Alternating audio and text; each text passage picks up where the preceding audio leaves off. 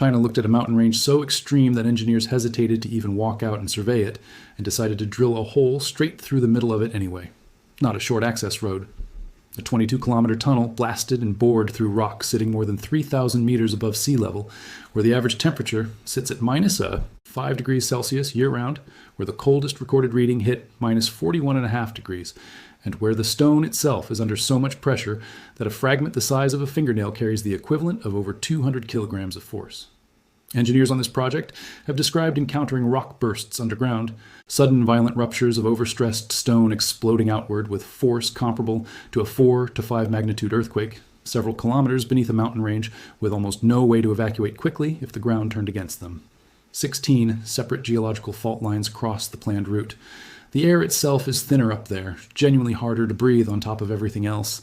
This is the story of how China built the Tianshan-Shengli Tunnel, now the longest expressway tunnel on the planet. Why the engineers who designed it openly admit the original plan was not survivable on schedule, and how a complete redesign of the construction method itself, not just more workers or bigger machines, was the only thing that made this tunnel possible at all. If you have driven through a mountain tunnel and wondered what actually goes on underground to make that possible, drop a comment and tell me, because what happened under Tian Shan goes further than almost anyone realizes. I read every one of these. If you are enjoying breakdowns like this, hit like it takes real research to track down the actual engineering record instead of just repeating a headline, and subscribe so you do not miss the next one. Let us go for 5,000 likes on this one. Now let us get into what it actually took to build this. Before any of the engineering makes sense, you need to understand exactly what the Tian Shan Mountains have meant to the people living around them, because that context is the entire reason anyone attempted this in the first place. The range is recognized by UNESCO as a World Heritage Site, stretching more than 2,500 kilometers across Central Asia, with roughly 1,700 kilometers of it, cutting directly through Xinjiang, splitting the region into a northern half and a southern half that, for centuries, had no direct way to reach each other. The only road connecting them, built starting in the 1950s, still exists today, a narrow, winding route that climbs to an altitude of 4,280 meters at its highest point, threading along snow-capped peaks at 3,400 meters for much of its length. For a herder named Ba Ye, living at the foot of those mountains, that road was the only way to reach medical treatment in the north, and when snowstorms closed it, which happened regularly, he simply had to turn back and wait. A truck driver named Kadir Abulizi, who regularly hauled coal, produce, and chemicals between the two halves of the region, described winters were icy. Conditions left loaded trucks stranded on the mountain for hours at a time. Those stranded loads were not an occasional inconvenience. For farmers and herders in counties like Heijing, sitting at the foot of the range with genuinely abundant livestock and agricultural output, the treacherous old road meant local products routinely struggled to reach markets on the other side of the mountains at all, leaving economic potential stuck exactly where geography had trapped it for generations. In 2013, China's central government committed to building the shortest possible route connecting northern and southern Xinjiang, a decision that eventually became the Urumqi to Yuli Expressway, with a 22-kilometer tunnel through the heart of the range as its single most critical and most dangerous component. The engineering problem buried inside that decision is worth stating in its full difficulty, because this is not a case of a hard project that simply needed more time and money thrown at it. Peng Wenbo, the engineer at CCC Second Highway Consultants responsible for designing the tunnel, put it plainly, saying the extreme conditions at the site made many people hesitant to even begin surveying it in the first place. The tunnel's route crosses 16 distinct geological fault zones, sections where the rock has already fractured and shifted over millions of years, leaving behind fragile, unpredictable formations rather than solid, continuous stone. Ground stress in the tunnel reaches nearly 22 megapascals, a figure Peng translated into something genuinely visceral, explaining that, at that pressure, a piece of rock no bigger than a fingernail bears more than 200 kilograms of load. When rock under that kind of stress finally gives way, it does not crumble quietly. It bursts violently and without much warning, releasing energy that engineers on this project compared directly to a 4 to 5 magnitude E earthquake, except triggered by a drilling crew rather than shifting tectonic plates, and happening in a tunnel where the nearest exit might be kilometers away in either direction. The first, most fundamental question facing the design team was not how to dig through rock like that. It was how to dig through rock like that without the construction schedule collapsing entirely, because the original approach, boring the entire 22 kilometers as one continuous operation, was projected to take 72 months, 6 full years, of nearly uninterrupted work in conditions this hostile. Mao Jinbo, chief engineer for the expressway's 6th construction section, And his team developed D, an entirely new method specifically for this project, something they called the 3-tunnel, 4 vertical shaft approach. Instead of treating the mountain as one impossibly long obstacle to bore through from a single starting point, engineers sank 4 separate vertical shafts down from the surface at intervals along the planned route, effectively creating additional access points deep inside the mountain that let crews attack multiple sections of the tunnel simultaneously, rather than one continuous line stretching forward from a single face. It works something like digging a long trench by starting several separate pits along its length at the same time, rather than one crew slowly working from one end to the other, except here each of those additional starting points required sinking a shaft straight down through solid, unstable rock before any horizontal digging towards the main tunnel could even begin.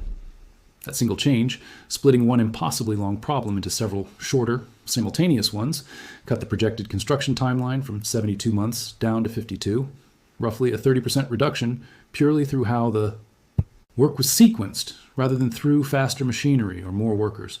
Even with the schedule restructured, the actual boring still had to happen. And here, the project became the first in the history of Chinese highway tunnel construction to rely on hard rock tunnel boring machines paired with a technique called injection molding construction, an approach Mao Jinbo described as globally pioneering and independently developed specifically for this project. A tunnel boring machine of this type functions essentially as an enormous rotating cutting head, sometimes weighing well over 1,000 tons itself, grinding continuously through solid rock and advancing meter by meter, while immediately behind it, rather than leaving freshly cut rock exposed and unsupported, crews inject a specially engineered lining material directly against the E-tunnel walls, sealing and reinforcing the surface almost as fast as it gets exposed. Traditional tunnel construction in unstable rock often treats excavation and lining as 2 separate sequential jobs. Drill and blast a section, clear the debris, then bring in a separate crew to reinforce it before moving forward, a process that leaves a window of exposed, unsupported rock at every single stage. The injection molding approach compressed that gap deliberately, since a tunnel machine advancing continuously through fault-riddled ground effectively strip, as away the protective grip that held loose, fractured rock in place for millions of years, and every meter left bare for too long is a meter where that rock has room to shift, crack further, or burst outward without warning. In ground, this fractured and this prone to sudden bursts, leaving newly cut rock unsupported even briefly, is exactly the scenario that invites catastrophic failure. So the entire method was built around minimizing that vulnerable window, cutting and sealing in the same continuous motion, rather than treating excavation and reinforcement as separate steps. Monitoring crews tracked microseismic activity and stress readings continuously as the boring machines advanced, watching for the specific warning signs that precede a rock burst, subtle shifts. In acoustic emissions and pressure buildup, that, read correctly, can give a crew critical minutes to clear an area before overstressed rock lets go.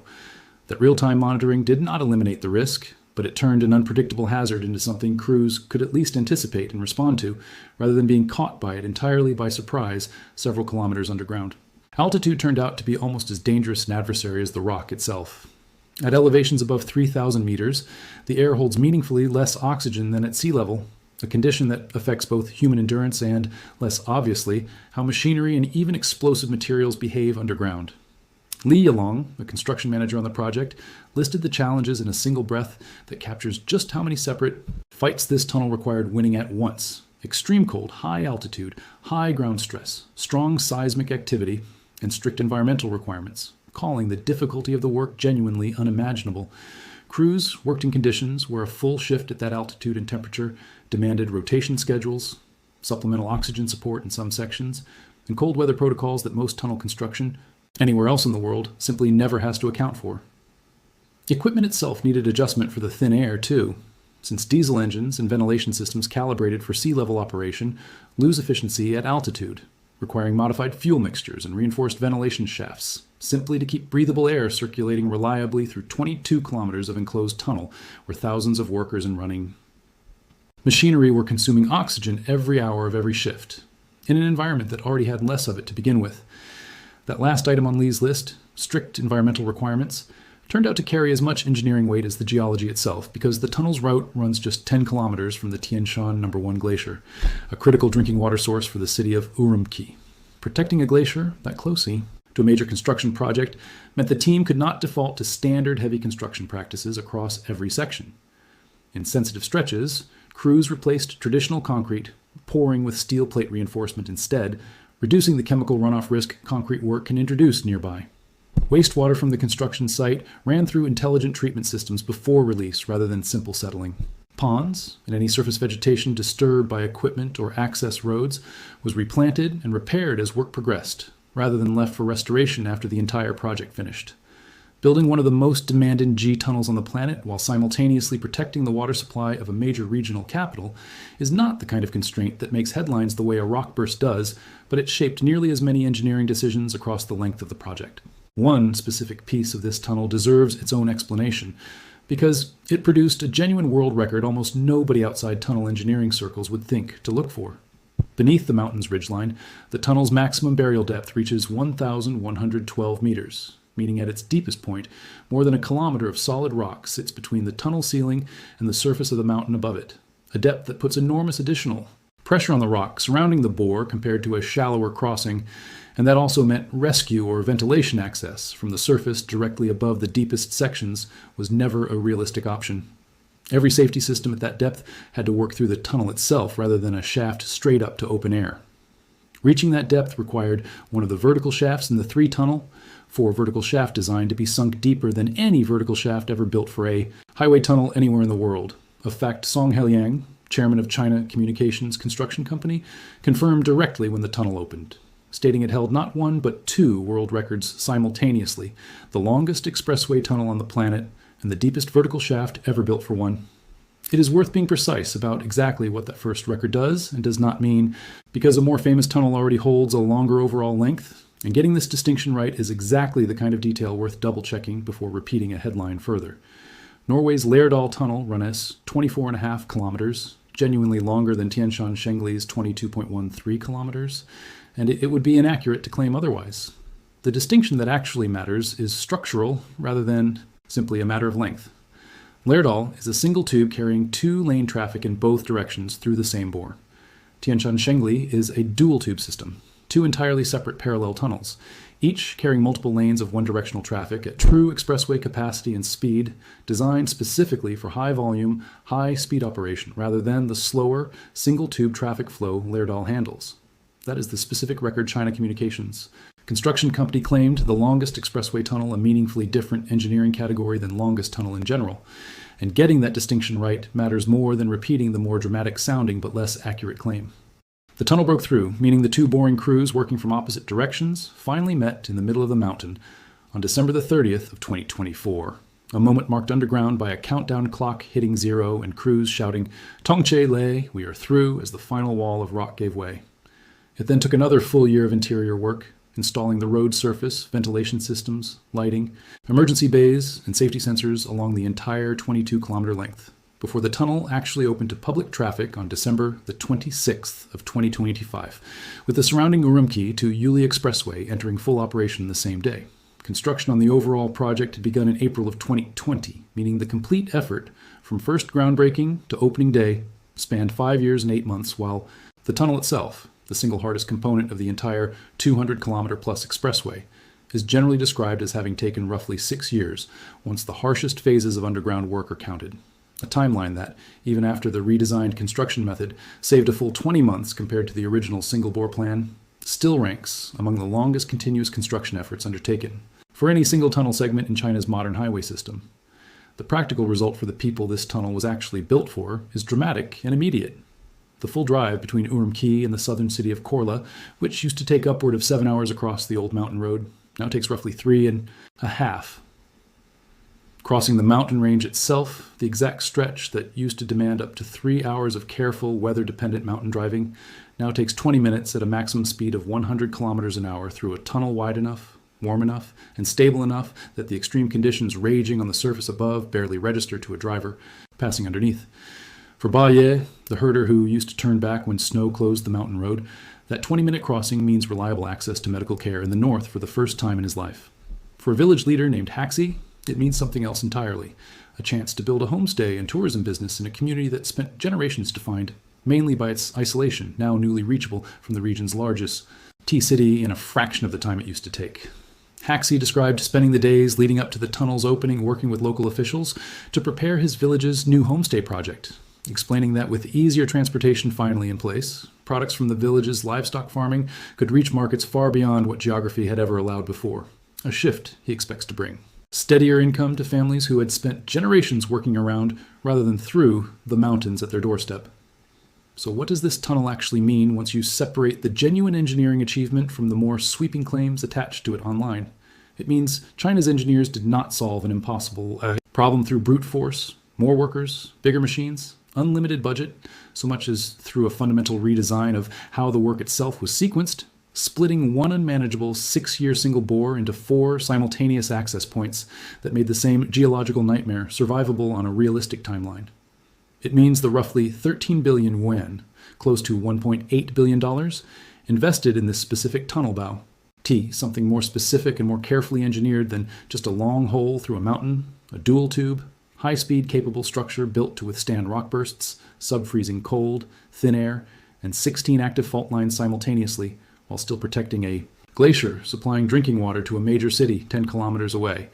And it means the region's transportation ambitions here are no finished. Construction on a new expressway connecting Dushanzi and Kuka, described as the largest single infrastructure investment in Xinjiang's history, began in September of 2025 and is targeted for completion in 2032, suggesting Tianshan Shengli is the opening chapter of a much longer campaign to methodically dismantle the geographic isolation this mountain range has enforced for centuries, rather than a single standalone achievement. The honest, grounded summary of this story is this. The Tianshan Shengli Tunnel, a 22.13-kilometer dual-tube expressway tunnel bored through the central Tianshan Mountains at altitudes exceeding 3,000 meters, opened to traffic on December the 26th of 2025, cutting the crossing time between northern and southern Xinjiang from roughly 3 hours to 20 minutes.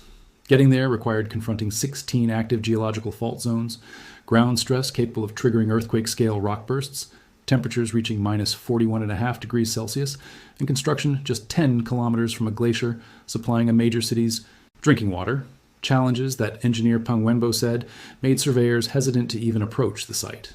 The solution was not simply more resources thrown at an impossible problem, but an entirely new construction method, 4 vertical shafts feeding into 3 simultaneous tunnel segments, paired with China's first use of hard rock tunnel boring machines, combined with injection molding lining, cutting the projected 6-year single-bore timeline down to just over 4 years of actual excavation. It holds 2 confirmed world records, longest expressway tunnel and deepest vertical shaft ever built for a highway tunnel, distinctions worth stating precisely, rather than inflating into a broader, less accurate claim about the longest tunnel on Earth overall. We are going to keep tracking projects like this exactly the way we tracked it today, straight from the engineers, chief officers, and state construction records who actually built it, not headlines that round up the numbers for a bigger reaction. Subscribe so you do not miss the next engineering story that actually holds up under a closer look, because the follow-up project already breaking ground in the same region suggests there will be another one before long. And leave that comment below. Tell me honestly, knowing that a piece of rock the size of a fingernail down there is carrying 200 kilograms of pressure, and that the nearest exit from the deepest section sits more than a kilometer straight up through solid stone. Would you have volunteered to survey that mountain before anyone had drilled a single meter into it? 5,000 likes on this one. Let us go. See you in the next one.